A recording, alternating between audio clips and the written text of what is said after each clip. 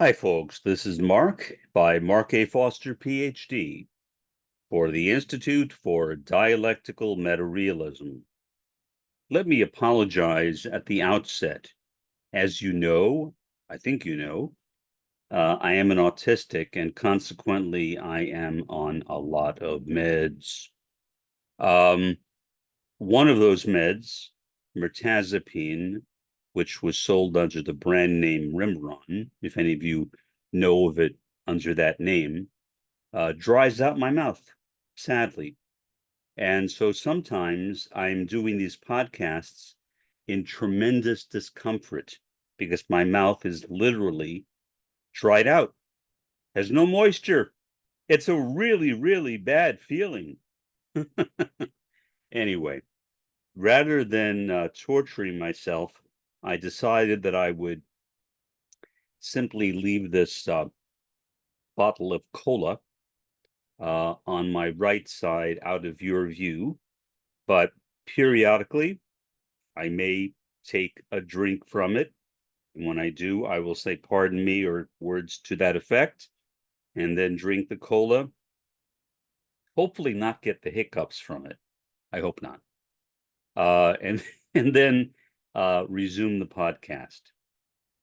Let me explain to you what I am going to be doing now in this podcast, and really in the podcasts to follow as well, more or less. I am not a politician, or if I were, I would be a really bad one because I do not know how to lie. I'm not a good liar, and I think being a politician requires a certain propensity for lying, for saying different things to different audiences. You have to be a pleasure seeker, or you have to try to find out, what are the things that people want to hear, and then tell them those.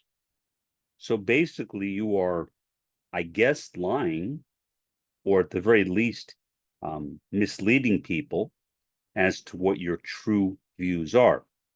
I could not be that. I am always the same person. Mark Foster that you see doing this podcast is the same Mark Foster that I always am. I am not putting on an act. This is really me, believe it or not. So I'm going to try my best. I can't guarantee that I will always succeed. I'm an imperfect person, but I'm going to try to avoid as much politics as I can. To me, politics are divisive, and therefore they reflect what Roy Bhaskar referred to as demi-reality. Um, and I don't want to be a part of divisiveness, of disunity. So I am going to attempt to change the focus of this series of podcasts from politics to social theory. Why? I am a social theorist. Um, I have a PhD in sociology and history, and my specializations in sociology were social theory and the sociology of religion. So those are areas that I am most comfortable with. And I think by switching over to those areas, I will be able to cover much of the same ground as I have been covering up until now, but do it in a way that is more, I guess you could say, intelligible, but more suited to my own personal disposition. So that's basically what I'm going to try to do.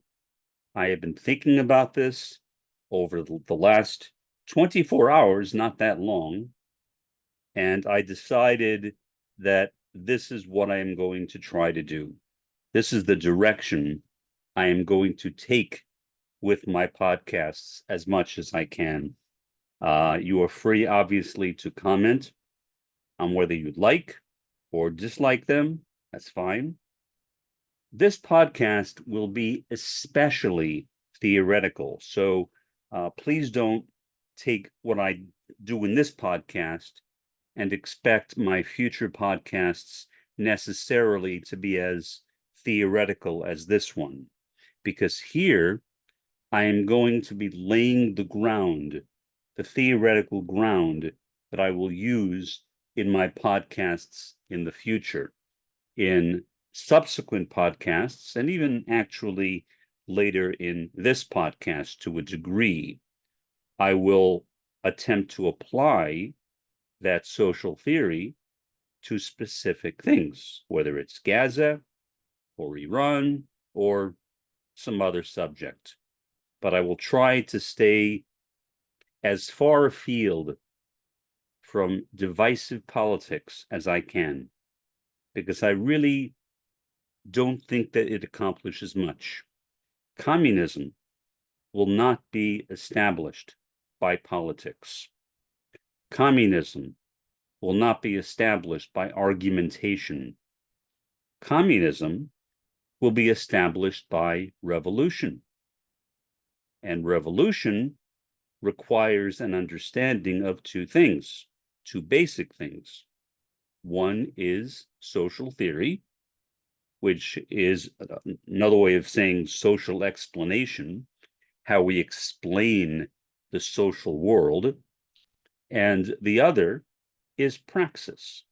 Praxis comes from the same root as practice, and really it has the same definition pretty much as practice.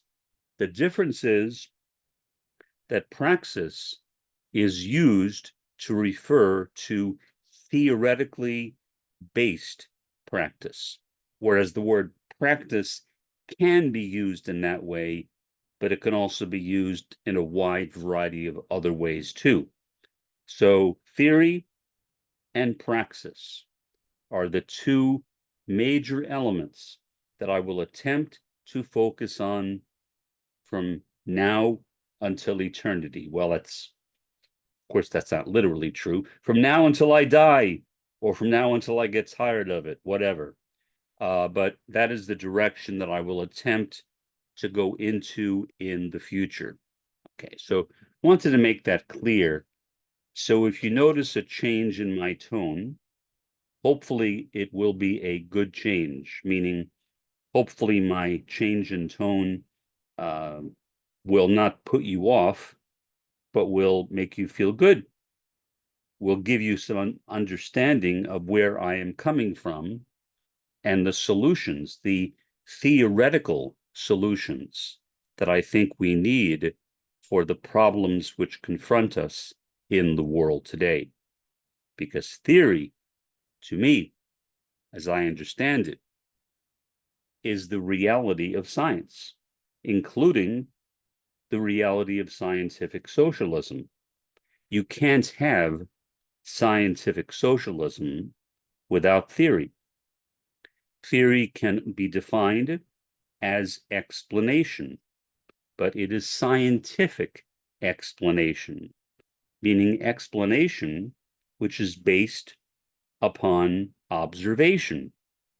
That is the difference between explanation as most people use it, which could be any type of explanation, I guess even explanation based on conspiracy theories, and explanation as it is used in the sense of theory, or in this case, social theory, which is explanation that is systematic and formulated in a way that tries to make sense, rational, logical, empirical sense out of our experiences. So that's the direction that I plan to be taking this podcast, at least for the time being. If something else occurs to me somewhere down the road, I may make some additional modifications, but for the time being, I think that's what I'm going to do. So Theory. The theory that I use as a sociologist is one that I developed myself. I call it dialectical meta-realism. I did not intend it to be a pun, but it is an unintentional pun, obviously, on dialectical materialism. But I didn't realize that until after I coined the term. I got the term dialectical meta-realism from Roy Bhaskar, the founder of Bhaskarian critical realism. He talked about critical realism. He talked about the dialectic. He talked about dialectical critical realism.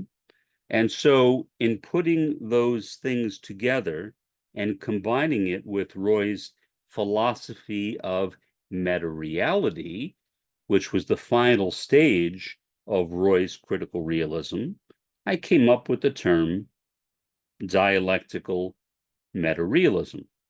I cannot claim to be the person who coined the term meta-realism. In fact, I don't know who coined it. I know that it was used by Mervyn Hartwig, who was one of Roy Bhaskar's best friends, also his primary co-author and his primary editor. But aside from that, maybe somebody else used it before him. I simply don't know. But I came up with dialectical meta-realism without realizing that I was literally making a pun. And so I apologize for the pun, because I once read that puns are the lowest form of humor. I'm not sure if I entirely agree with that, but if you see it that way, I'm sorry. But again, the punning was not the intent. The intent was to describe what I was doing as a combination of Roy's dialectical critical realism with his philosophy of meta-reality. Roy was a philosopher. I am a sociologist and a social theorist. There is overlap between those fields. Much of social theory in sociology comes directly out of philosophy, but not all of it. And so we use a lot of philosophy in social theory, but in philosophy, I don't think philosophers, as a rule, especially American philosophers, use much social theory. Now, there is a difference between American or so-called analytical philosophy, which honestly does not interest me at all, and continental philosophy, which is really European philosophy. And Roy Bhaskar could be seen as being in the tradition, albeit his own branch of that tradition, of continental philosophy. And that may be one of the reasons why I am so drawn to Roy, one of a number of reasons that I love continental philosophy. In fact, I thought about becoming one until I realized that, well, to become a continental philosopher, you really have to go to Europe. So I realized that would not work out too well for me. So I decided now go into sociology. And in retrospect, for a number of reasons, not just the accident of continental philosophy being European, I am happy that I chose to become a sociologist rather than a philosopher. Nothing against philosophy. I love philosophy, but I think that I am more well suited to social theory in sociology. Okay, now, critical realism. There are many different critical realisms, as I have mentioned in previous podcasts. And so the fact that Roy's approach is called critical realism could be seen as confusing. I think it is confusing. Right now, for example, there is a dialogue taking place between Bhaskarian critical realists, meaning critical realists inspired by the work of Roy Bhaskar, and theological critical realists. They really don't have much in common. Theological critical realists, for the most part, are Protestant Christians. They tend to be somewhat conservative, not far right, but somewhat conservative. Roy, of course, like myself, was a Marxist. So I periodically will try to figure out why it is that we are dialoguing with theological critical realists. But then I think, well, why not? Why not? Conversation is good. You can always learn from somebody else, even if you do not share the identical views of that other person. Honestly, I have not been following that dialogue that much, so I don't know where it has gone, or even if it is progressing. I know it was pretty active last year. Not sure about right now, so I can't really comment much more than that. Okay. Roy's critical realism went through 3 or 4 turns, turns meaning stages, depending upon how you define it. And that should become clear at the end of this brief discussion. The first turn or stage can be called basic critical realism. Basic critical realism, without getting into too much elaboration, in other words, keeping it basic, begins with the idea that we cannot objectively observe reality.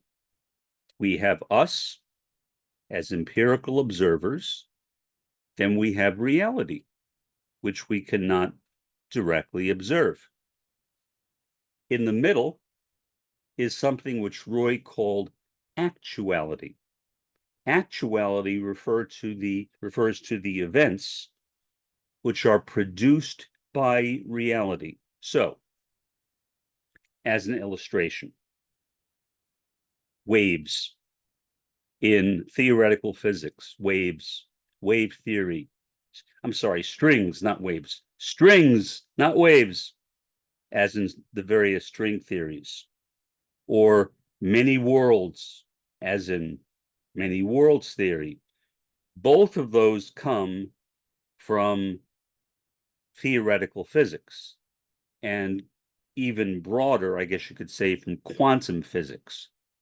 But no one has ever seen a string. No one has ever seen one of these many worlds, I guess, except for the one that we are in, I suppose.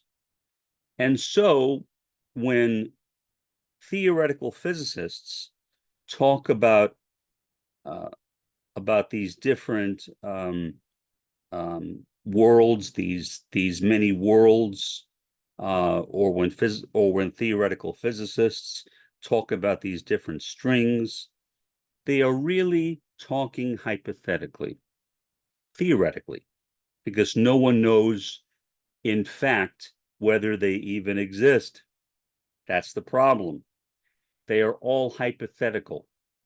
The idea that there are these strings or that there are these worlds is based upon mathematical equations because no one has ever seen them. So, in a sense, you can say that that is the reality. It is something that nobody has ever seen. Reality is not empirical, meaning reality cannot be observed by our senses. What can be observed are the events or the actuality which are produced by the real. And so, for example, if we talk about these, let's start with many worlds theory, which postulates that basically, as I understand it, at every moment, every event splits, then another moment occurs, split, split, split, split, split. So there are literally endless worlds because they are forming in every moment. Now, who has seen them? No one, as far as I know.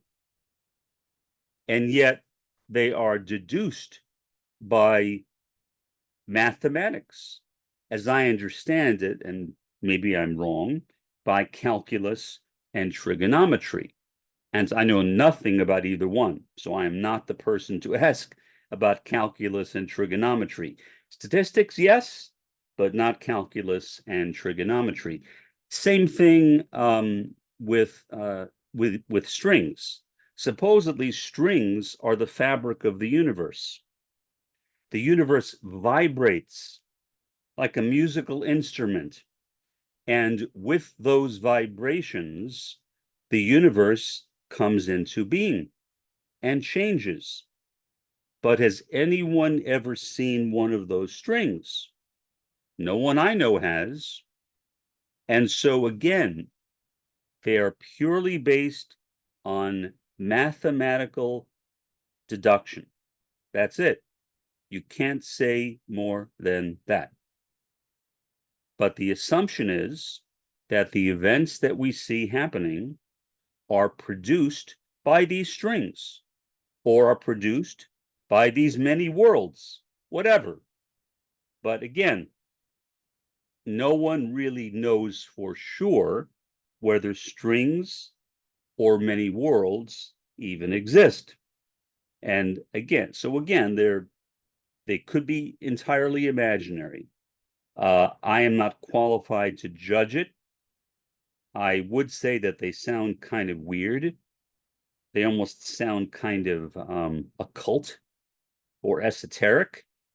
And that has been a common criticism of modern quantum physics. Where is the line between occult and quantum physics? And some people say, well, there really is no clear line. One kind of flows into the other. So theoretical physics and quantum physics are kind of unusual fields. Albert Einstein himself had evidence for quantum physics, but he thought that it was so absurd, so silly, he literally could not understand it. So he simply dismissed it without any further explanation. Can I understand why he did that? Yes, I can understand it, but considering what a mind Albert Einstein had, I would think that if anybody would be interested in finding out whether there really are these strings or many worlds, it would be Albert Einstein. But Albert Einstein simply passed it by and left it to his successors to explore. Okay, so that is the real, followed by the actual, and the empirical is our observation of the actual. And so it is by observing the actual that we come to indirectly observe the real. Okay, so that's one of the elements of basic or original critical realism. Then you have dialectical critical realism, which you see here in the chart right behind me. Absence, absensing the absence, and transformation. That was one of the unique aspects to Roy's dialectical critical realism. Absence, absensing the absence, and transformation. Kind of a substitute for the classical dialectical idea of thesis, antithesis, and synthesis. This is the way, though, that Roy explained it. So, for instance, I can say that racism is an absence. If I want to absent the absence of racism, I might come up with a kind of anti-racism. And once I do that, and I internalize that into my life, and hopefully even on a broader level, we together internalize it into our entire societies, then I as an individual and all of us as societies can be transformed. So that's the basic element of dialectical critical realism. The second major turn of Roy Bhaskar's critical realism. Now we get to the point where I said make some people debate over whether there are 3 or 4 turns. This next turn, or subturn, is called transcendental dialectical critical realism. Some people say that it is simply an extension of dialectical critical realism. Others, including me, say no, that it should be regarded as a turn in its own light, but you can make up your own minds on that issue. Basically, most of dialectical critical realism is used, but there are some additional things that were not used in dialectical critical realism, which are also added. And so for that reason, transcendental dialectical critical realism is regarded as the beginning of Roy Bhaskar's spiritual turn. That spiritual turn began back around the year 2000, when Roy took an extended trip to India and met with a lot of Indian gurus, spiritual leaders, attended ashrams or spiritual centers. In a sense, he was trying to explore his own ancestry. His father was from India. And as a kid, although his parents were involved in this movement called Theosophy, which was started by H.P. Blavatsky, Roy himself was not really interested in Theosophy. But late in life, Roy again took that spiritual turn. And so what Roy did is he attempted to develop a kind of epistemological approach to the spiritual world, meaning how can we understand spiritual reality? How can we observe it? So again, epistemology is knowledge. So it is what kind of knowledge can we gain of the spiritual world, and how do we go about gaining it? There are a number of different things that Roy proposed. I will mention only one of them for simplicity. Roy adopted the concept of phenomenological analysis. He did not originate it, but he adopted it. If you know anything about phenomenology, at least 20th century phenomenology, not 19th century, which was Hegel, but 20th century phenomenology, it was started by a German philosopher named Edmund Husserl. And he saw phenomenology as being the ideal for the kind of society that we should all want to live in. And so his basic idea was that we begin with something called epike.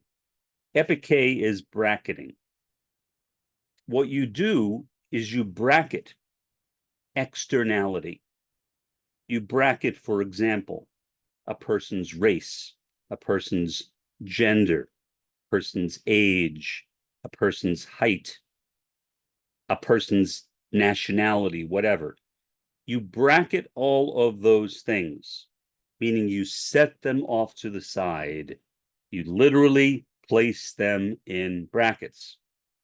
And then you practice something which Edmund Husserl called intersubjectivity, which means that you attempt to connect with the mind and heart of that person.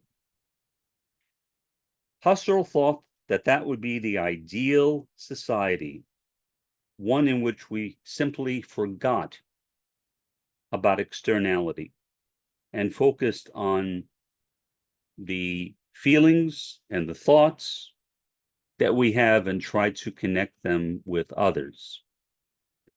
I have practiced and always practice epiche and phenomenology. I did that not too long ago with a bird. I mentioned that in a previous podcast. I don't know what kind of bird it was. I don't know also how many of you have heard of Five Guys restaurant. It's a national chain, at least in the US. I'm not sure if it's in Canada or elsewhere. It's basically a burger joint, but they sell hot dogs and French fries and other things like that. I don't really think it's that great, so I would not recommend it. So if you've never eaten there, I would recommend Freddy's over over Five Guys, but that's just my own personal opinion. But it's okay. It's okay. They have outdoor seating on benches, and so that's the reason why I liked it. I could sit outside and just let the wind blow on me, whatever. The winters here in the Rio Grande Valley of Texas are very warm, sometimes hot, so you can literally eat outside generally 12 months out of the year. Well, maybe not in January. You might find it somewhat uncomfortable in January, but except for January, you can pretty much eat outside year round. So what I did is I saw this bird along the edges of the outside wall of Five Guys. I assume he was looking for food, and I started talking to the bird. I don't know why. I really don't know why, but there was just something in me, an impulse that said, Mark, begin talking to that bird. So I did. And I could tell the bird was paying attention to me. Eventually, within maybe about 2 minutes, the bird jumped up onto the table I was eating at and began staring at me, and eventually tilted its head to the side. If you know anything about the body language of animals, or at least some animals, tilting your head to the side is an indication of vulnerability. I was eating a hamburger. Why I didn't tear off some of the bread from the bottom and give it to the bird, I have no idea. I think I was simply so entranced by the fact that this bird had jumped up onto my table and was staring at me in the eyes to even think about giving the bird food. But in retrospect, I wish I would have done precisely that. So I was literally having a kind of intersubjective communion with a bird, with a bird. The term bird brain should be made illegal. Obviously, I'm exaggerating. Birds are, in general, extremely intelligent animals. Remember, dinosaurs were birds. They are very, very intelligent animals. So the term bird brain is entirely incorrect. This bird was watching me every single thing I was doing and following each of my motions. This bird really liked me. Really liked me. And I don't know why, but whatever. The bird liked me for some reason.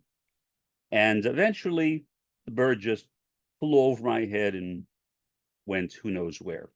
But we get a lot of really interesting birds here in the Rio Grande Valley, since we are basically tropical, although technically not tropical. I don't know what that technicality is, but for all intents and purposes, we are tropical. South Florida is the only part of the United States which is technically tropical, and we are on the same latitude as Miami. Our climate here in the Rio Grande Valley is the same as the climate in Honolulu. Many people think that Hawaii is tropical, but technically, Hawaii, like where I live, is not tropical. So it's the same climate here that they have in Honolulu. That is something I only found out about maybe a year or so ago. So, okay, so that's the idea of intersubjectivity, a very important part of Roy Bhaskar's transcendental dialectical critical realism, and the first stage of his spiritual turn inspired by his trip to India. Final turn, whether you call it third or the fourth, that's up to you. The philosophy of meta-reality, also a part of Roy's spiritual turn. But here, we are not dealing with epistemology. Here, we are dealing with ontology, or being, or beingness. So I will explain to you what this is in a kind of odd way, and excuse me for a moment while I do what I said I might do and take a bit of this cola because my mouth is really, really drying out, so excuse me.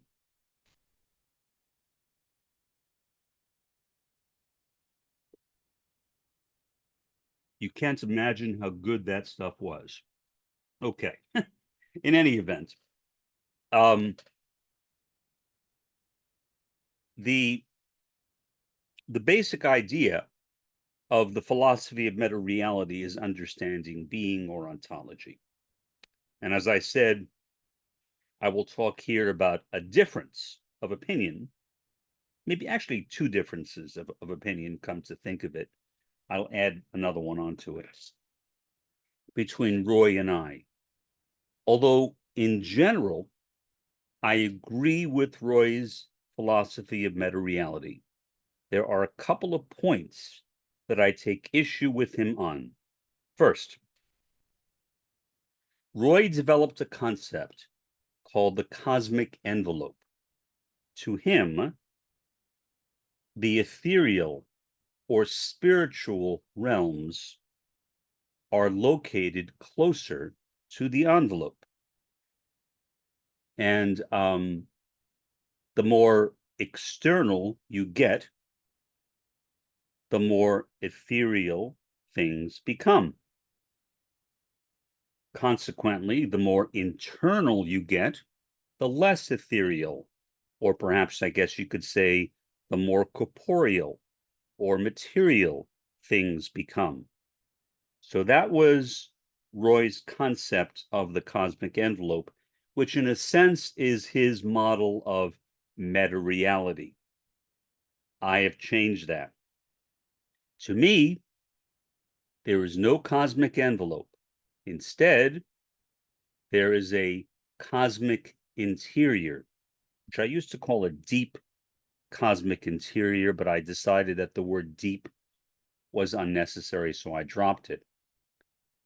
In my view of the cosmic interior, it is the interior which is spiritual or ethereal, and things become less spiritual and ethereal, or more material or corporeal, the further out one gets from the core.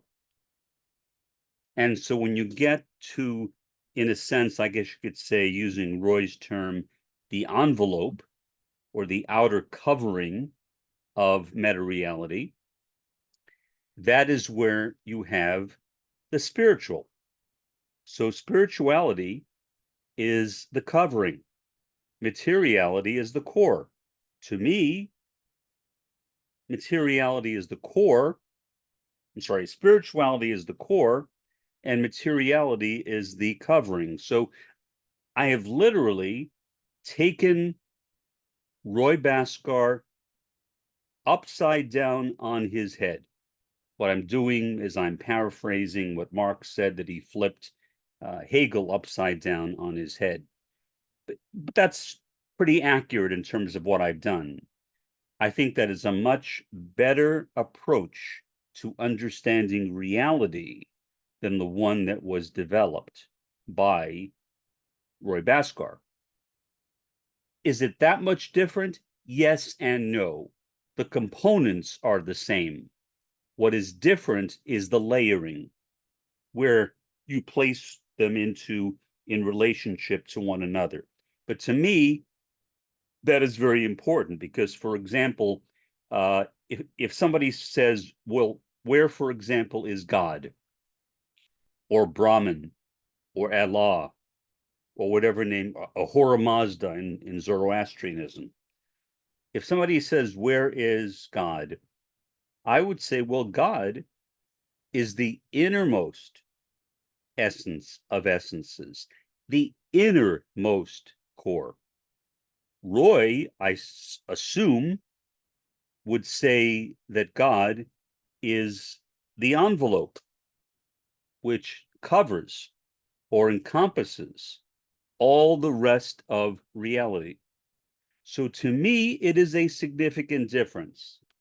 To other people, it may seem like word games, but it is not word games to me because it gives me a perspective on how reality works and how it can be understood. Next point of disagreement on meta-reality. And I'm not even sure if this is a disagreement or a simple confusion of terminology. During Roy's last decade of life, he became increasingly ill. As I mentioned in a previous podcast, if you go onto YouTube and watch some of Roy's last podcasts, he looks really, really in bad shape. He had some kind of degenerative muscle disease. One of his feet was amputated. He walked around with a cane, or sometimes he was wheeled around in a wheelchair by his friend Mervyn Hartwig. Really a shame. Really a shame. He died at 70 years old. I will be 70 in less than 2 years. So 70, if you're a lot younger, may seem like a long time away from now. To me, it seems like tomorrow. But in any event, so what I think is that Roy, toward the end of his life, the quality of his thinking was reduced. In other words, he was not able to dissect things abstractly to the same degree that he was when he was much younger. Even his voice was slurred if you watch those videos. His talking became painful to watch. It looked like he himself was experiencing pain. Whether he was, I have no idea, but that's how he appears to me. Very, very tragic. So what I think is that Roy's thinking became perhaps a bit convoluted. And I'm not making this as a criticism of Roy Bhaskar. I'm making this as a feeling of sorrow for the degenerative condition that he had, because I don't think that Roy would have made this mistake when he was younger. Here's what I mean. Roy said that he was an Advaitist. The school of Hindu Advaita was started by the Hindu philosopher Shankara. Roy loved Shankara. Fine. Problem. Roy was not an Advaitist. He said he was, but he wasn't. How do I know that? Because I've read Roy. Roy, I guess you could say, was a Dvait Advaitist, which would be a dual non-dualist, as opposed to an Advaitist, which is a non-dualist. Meaning Roy believed that there was both duality and non-duality. He didn't think that we were all simply one big mess of people all rolled into one. No. He recognized that we were all individual beings. That's duality, not non-duality.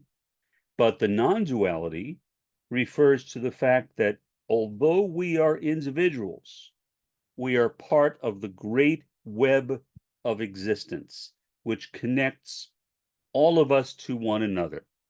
So even though we are separate on one level, on another level, we are all bound to one another. And pardon me again, I'm sorry, while I take another drink of cola.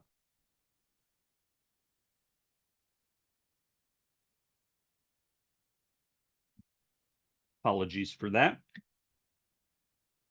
But again, either that or my autism would be totally out of control, and who knows what I might do then. Just joking, of course. But in any event, so Roy was a debated Vedist. He recognized that there was both duality and non-duality, but for some reason, he was drawn to Shankara's Advaita, even though he critiqued it, because Shankara said that duality was Maya, or illusion. And Roy wrote in one of his books that Shankara was wrong. That the term he used was that duality is as real as steel. That's the way he put it. It was as real as steel. Not the greatest pun in the world, but I guess it's okay. Better than some of mine. Well, okay, it's fine. I agree with you. Duality is as real as steel, which means that you are not an Advaitist, which means that you accept Dvaita and you accept Advaita. You are a Dvait Advaitist. So that's my second major criticism with Roy's philosophy of meta-reality.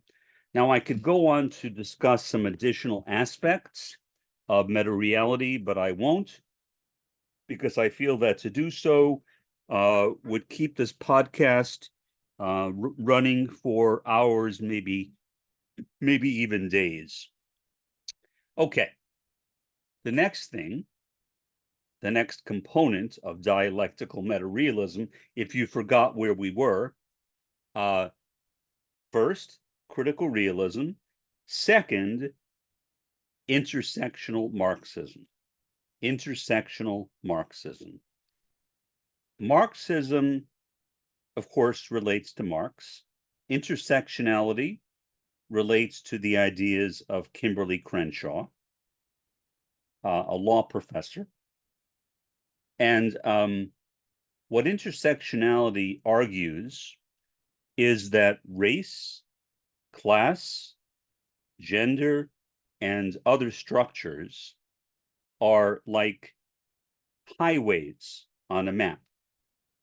And so if you want to understand a person, you need to see that person how they are placed on a map. So where I am on a map, based on my own configuration of race, class, gender, etc., may be different from yours. And so that's the idea of intersectionality, the basic idea, as it was developed by the law professor Kimberly Crenshaw and subsequently elaborated by the sociology professor, now retired, Patricia Hill Collins of the University of Maryland. Then, what I did is I followed the ideas of Ashley Bower. What Ashley Bower did is she took intersectionality and made it into a kind of Marxist theory. Here's how I do that. What I say is that intersectionality itself is the capitalist world system, or capitalism, or the first world, whatever you want to call it. That is intersectionality. And all of these different intersections on a map are contradictions in capitalism. So you can say that race and gender are contradictions in capitalism, but you leave out class. Why? Because class is capitalism. Since neither Kimberly Crenshaw nor Patricia Hill Collins were Marxists per se, they put class on a level playing field with race and gender. As a Marxist, I do not do that. To me, class is the reality of the system that we live in. It's simply another way of talking about the capitalist world system. That is class. And then if I want to understand what are the problems in that capitalist world system or the contradictions, then I can talk about things like race and gender and disability and age and so on. So that's basically what I have done. Not only me, but also Ashley Bower, although my views are my views and hers are hers, but at least my views, I think, are closer to Bower's than they are to Collins or Crenshaw. Next. So we've gone through critical realism, intersectional Marxism, now what I call here socialism from below hyphen third worldism. This is what is generally referred to as Maoism third worldism. I renamed it for the purposes of this model as socialism below third worldism to emphasize the importance of the proletariat and the subaltern in establishing a communist or socialist society. That's what I have done. Plus, I was already using the term socialism from below before I became a Maoist third worldist for the second time. So I wanted to continue using the term since I liked it, and I think it's a really nice term, but I put it into a different context by basically looking at it in relationship primarily to the third world. That if I want to say, well, where will socialism or communism begin? In my view, it's not going to be where I am, the center of imperialism as the major contradiction of capitalism. Instead, it will begin in the third world. If it begins anywhere, I mean, there's a chance it might begin nowhere. I mean, we could blow ourselves to smithereens tomorrow. It wouldn't take much to do that either. I hope we don't. But as long as we survive, then I think our best chance for reaching communism or socialism is the third world. Then if there is some element of the first world remaining, then it might be able to join with the third world in staging revolutions to establish socialism, or communism. Okay, so now we've gone through Bhaskarian critical realism, intersectional Marxism, and socialism below third worldism. Now we will go into the fourth aspect, kyriarchy. Kyriarchy is a relatively new concept. It is, in a sense, a continuation of intersectionality. The difference is that it incorporates the notions of colonialism, imperialism, and cultural hegemony as intersections, or as I personally prefer to call them, thoroughfares. One, because I think thoroughfares is a more colorfully sounding term, and the other because it has the word fares in it, which is an indication of, to me, of the fact that these intersections or thoroughfares are grounded in the capitalist world system. So that's kyriarchy. So again, we've gone from Bhaskarian critical realism to intersectional Marxism to socialism below third worldism to kyriarchy, and now finally Antifa, commonly mispronounced as Antifa. Why do people call it Antifa? It's not Antifa. In any event, that comes from Donald Trump, obviously. Trump, because he did not know what it meant, I assume, or else if he did know what it meant, he would not have called it Antifa. So anybody who calls it Antifa tells me, whether rightly or wrongly, that this person does not know what they are talking about. Because what does Antifa tell us? Nothing. Antifa, the correct pronunciation in English, in German, the correct pronunciation is Antifa, but either way is an acronym. It is an acronym for anti-fascism. So, anti-fascism. There you go. So once you realize that the pronunciation is Antifa, not Antifa, that gives you a really good clue that you are talking about anti-fascism. And so that basically is the framework of dialectical metarealism, which I have developed and which I have explained in my book. There is actually a link to my book. The book is called Eudaimonic Utopia in the discussion section immediately below this video. So if you like, you can click on that link and read the book, which is an ongoing project. You can make suggestions to me if you like.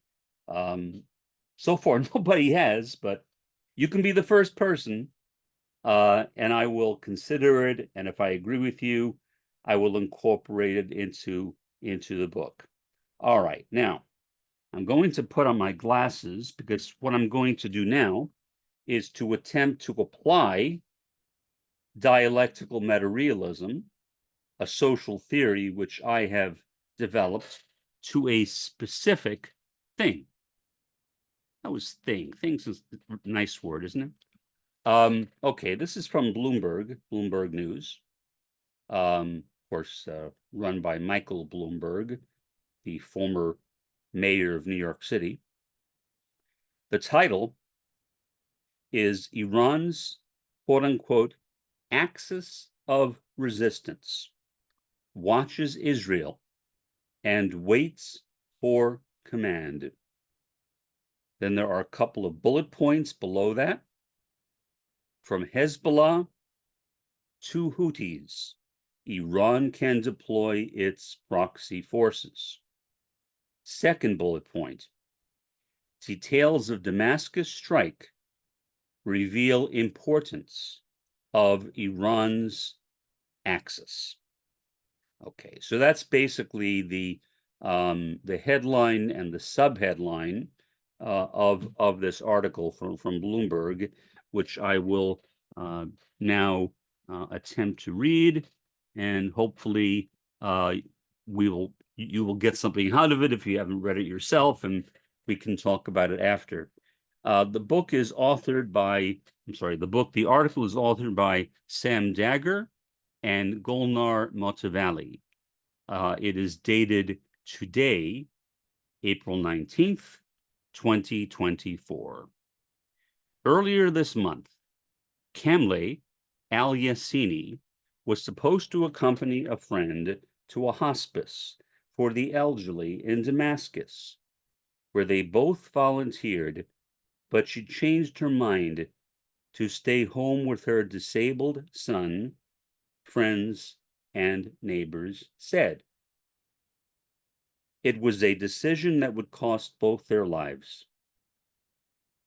The Syrian family died in an airstrike on the 3-story building they lived in that also took out high-ranking Iranian military leaders responsible for conducting proxy operations in in Syria and Lebanon. Israel neither confirmed nor denied the strike. Parenthetical statement, that means they did it. But the attack was cited by Tehran as the reason for last weekend's missile and drone barrage, Iran's first direct assault on the Jewish state, with U.S. officials saying that Israel carried out retaliatory strikes on Iran early Friday. The world is waiting to see whether more is to come, or if the spiral of direct reciprocal action stops here. What is clear is that a central component of Tehran's arsenal, yet to be fully deployed, is its proxy forces in Syria, Lebanon, Iraq, and Yemen, ready to take on a more prominent role if called upon.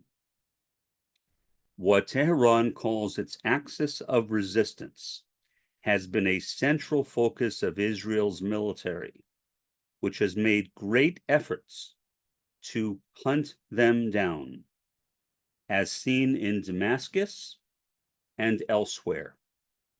Yet analysts agree their capabilities persist, and Iran's proxy forces could still extract a high cost, ratcheting up the conflict at an increasing perilous time for the broader Middle East. The greater the threat, the more likely the axis is to respond forcefully and aggressively and in a coordinated manner, said Dina Esfadihiri, senior advisor on Middle East and North Africa at the International Crisis Group in London. A network of armed groups working against the U.S. and Israel is shown on a map directly below that, and it does feature primarily Syria, Iraq, Iran, and Lebanon. After Friday's strike, Tehran will have to rely on its proxies as much as possible to keep the situation manageable, she said.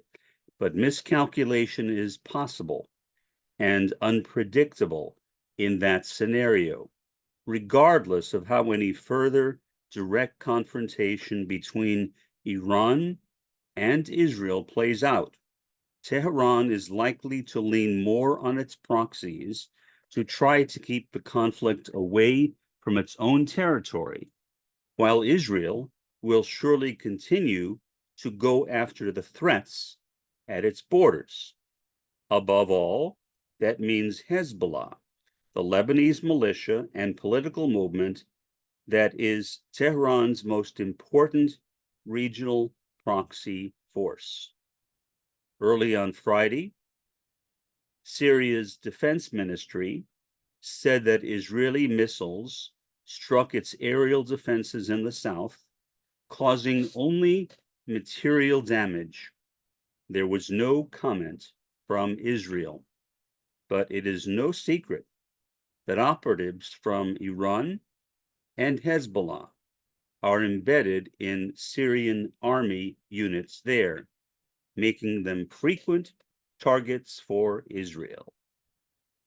The April 1st strike on the Damascus building was certainly a blow to both Iran and Hezbollah, and a trigger for what many still fear, all-out war between Iran and Israel.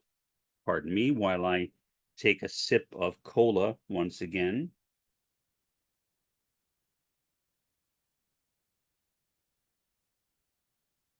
Pardon me for that.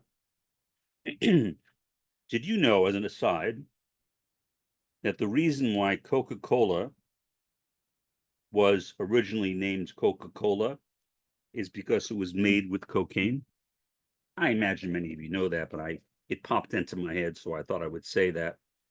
At that time, obviously, cocaine was not illegal. Returning to the article, Al Yassini, the widow of a former Syrian diplomat in her 70s, was with her son Naji on the first floor of the building just off Maza Highway, one of the Syrian capital's main thoroughfares. In the apartment directly above, Iranian military leaders responsible for the Islamic Revolutionary Guard Corps, elite Quds forces in Syria and neighboring Lebanon, were holding an urgent meeting, according to people briefed about events on the ground. The Iranian embassy had been set to move to a new apartment compound further down the same road, where two siblings of Syrian President Bashar al-Assad owned properties, the people there said. In the meantime, the embassy had been renting apartments in the second and third floors as residences for the ambassadors and for the consul.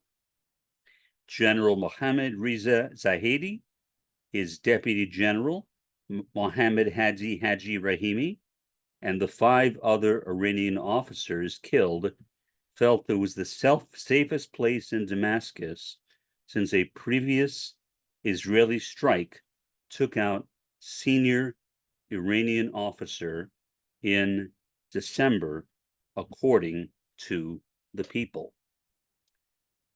It was Iran's greatest loss since the U.S. assassinated Quds Force commander Qasem Soleimani in Iraq 4 years ago, and a huge setback for Hezbollah.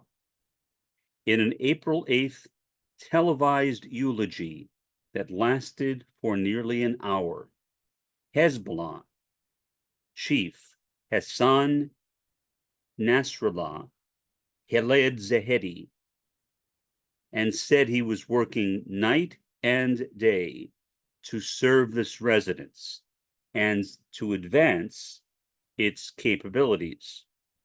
After publicly warning that a response was coming, Iran retaliated for Zahedi's death by firing nearly 300 drones and missiles at Israel, almost all of which were intercepted, including by those countries, Jordan and the United Arab Emirates. The question now is how far Tehran will go in the confrontation and what role its proxy forces can play. Starting with Hezbollah in the 1980s, Iran has built up its network of forces or alliances in the Middle East for an all-out battle scenario with Israel. Iran-backed Palestinian militant group Hamas, October 7th attack on Israel, and Israel's subsequent invasion of Gaza are providing the pretext for both sides to look over the precipice.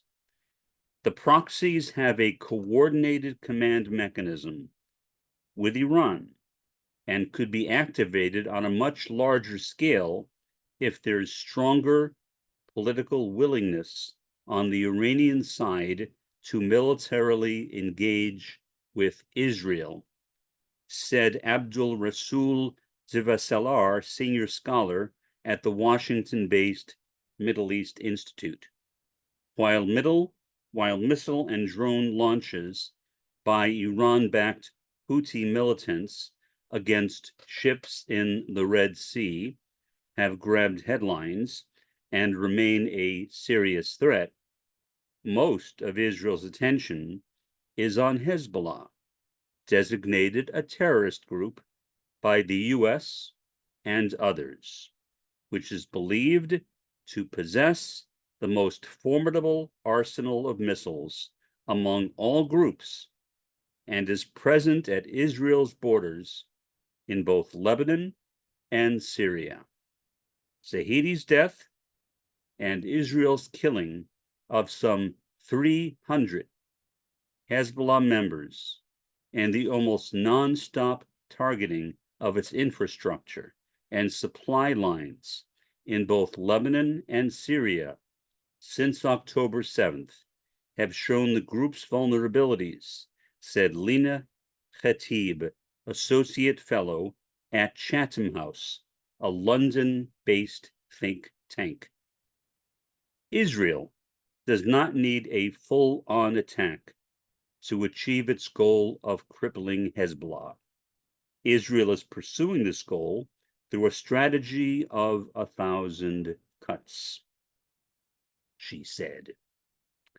Even so, for now, Hezbollah remains far from being significantly weakened, she added. It's an assessment shared by a Western diplomat who said that Hezbollah is still relatively active and seems untouched. Reported withdrawals of Iranian personnel in Syria could also be a sign of the Islamic Republic of Iran wanting to engage more covertly in the area to protect its supply lines to Lebanon and Hezbollah, the diplomat said, asking not to be named because of the matter's sensitivity. 4 days before the strike that killed Zahidi, Israel carried out what was probably its most significant and lethal attack in Syria since it began targeting Iran and Hezbollah's presence in the country in 2012. It destroyed a plant near the northern city of Aleppo, where warheads for missiles destined mainly for Hezbollah were being assembled, plus a depot at the city's airport used to store weapons flown in from Iran, according to people briefed on the attack. It also killed 6 Hezbollah operatives in their homes in Aleppo. At least 34 others were killed.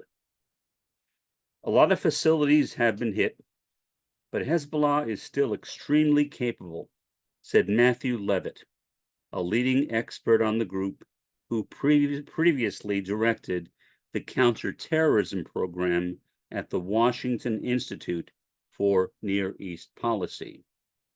Following October 7th, Iran has demonstrated for the first time how its proxies can operate in a synchronized and calibrated manner, according to congressional testimony last month by U.S. Central Command Chief Michael E. Kurilla. Iran has worked for decades to strategically encircle U.S. allies in the region and is exploiting what it sees as a once-in-a-generation opportunity to reshape the Middle East to its advantage, he said. In Iraq, one of Iran's main proxy groups, Kataib Hezbollah, which had several of its members killed by the US in February in retaliation for a lethal attack on American troops in Jordan, has been threatening to engage in a more regional role in support of Iran and its allies. Earlier this month, one of its commanders vowed to flood neighboring Jordan with weapons for a march on Israel. In Yemen, the Houthis rolled in the event of a sustained confrontation between Iran and Israel that could potentially draw in the US and its allies may actually exceed all of Iran's other arms in the region, estimates Adran al-Gabari, a Yemen-based researcher on the group. The Houthis could completely shut down the Arabian and Red Seas to all navigation, attack US military bases and assets in the region, and launch drones and missiles at Israel, along with other proxies, in order to overwhelm missile defense systems here, he said. For all Israel's attacks and assassinations in Lebanon and Syria, US-UK strikes on the Houthis, and Washington's targeting of Iran's main proxies in Iraq, Iran's axis of resistance remains its actual capabilities, according to the Middle East Institute's Div Selar. How those proxies are mobilized if the need arises will be carefully calibrated by Tehran according to what Israel might hit inside Iran and the damage caused. Hezbollah expert Levitt said before Friday's reported strikes. Anything is possible, including on Israeli and Western targets outside the Middle East. It's a dangerous game, said Levitt. There are lots of different ways this can go sideways. That is the end of that article. Now, let's take a bit of what we talked about in my dialectical metarealism and attempt to apply that to what I just read, or at least portions of what I just read. I think at the very least, one can begin with the concept of demi-reality. This article is one of the most developed discussions of demi-reality I have read in a long time. And that is not so much because of the disasters discussed in the article. It is because of the breadth of the article, the amount of different places and agents and individuals discussed in the article. In other words, the extent of demi-reality in the world today is not shrinking. It is increasing, and increasing very rapidly. As to co-presence, there is no co-presence discussed in the article. Co-presence is about as far from the subjects mentioned in the article as anything imaginable. This article is purely a description of demi-reality, with no hint, not even a hint, of co-presence anywhere to be found. I looked for it very carefully as I read through it, and I simply could not find it. I always look for co-presence. It is something I deeply love and cherish. And yet, in reading the article, I could find literally none at all. No concern for the other. simply a desire to win and to trample upon those that one views as being hostile to one's own intentions, and especially, say, viewed from the perspective of kyriarchy, the intersections of imperialism, of hegemony, and colonialism are very clearly indicated in this article. So in this article too, we can see indications of kyriarchy, which again is a further elaboration of intersectionality. It is very sad, and I read through it and I simply don't know what to say as I'm reading it. It is just a tragedy to see these kinds of horrendous hostilities taking place in the world around us. There is no sign of any socialism from below or Maoism from below, third worldism. We are living in a world which is still dominated by the first world, and so we have not gotten there yet either. We are still in the declining phases of the first world, and that's about all you can say about it. In terms of Antifa, also a component of dialectical meta-realism, well, as I read through any article, I always look at what I can possibly do, what actions that I can possibly take, and I would like to hope that you do the same. Ask yourself, after reading about a tragedy like this one, what actions you can engage in to bring about more justice, more peace, and ultimately communism and socialism in the world around us. Sadly, the world appears to be going in precisely the opposite direction. And yet, since Antifa, anti-fascism, can also be seen as anti-imperialism, anti-colonialism, and anti-hegemony, there is plenty of that to focus upon. That's basically what we see in that article. Different nations struggling for the right to dominate others.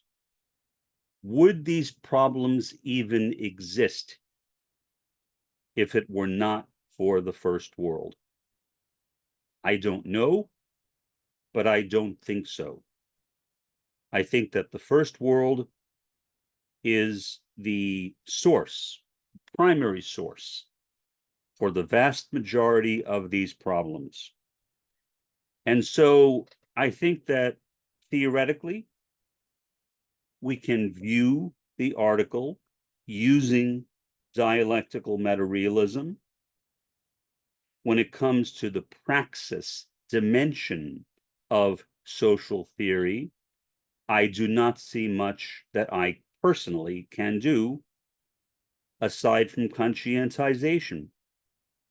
And so again, I would encourage everyone, including me, to engage in more conscientization than one ever has in the past, to focus on the conscience and consciousness raising of the displaced and marginalized masses in the subaltern and proletarian parts of the world, especially in those parts of the world which are third world or indigenous or both. But how to do that, I really don't know. Again, my feeling is that the world is so much out of control at this moment that anything that I can do, maybe anything that you can do, maybe anything that anyone can do, could just as easily backfire, as the article mentioned, as produce a positive result. So again, I am not very optimistic because of what I see as the dominance of the first world, the dominance of the capitalist world system. And as long as that dominance continues, then places like Iran, places like Gaza, and other areas of the world not a part of that capitalist world system will continue to suffer, and to suffer on an extraordinary level, perhaps unimaginable to anyone merely a few years ago. For the time being, this has been Mark by Mark A. Foster, Ph.D., for the Institute for Dialectical Metarealism. Have a pleasant day and an even better day tomorrow.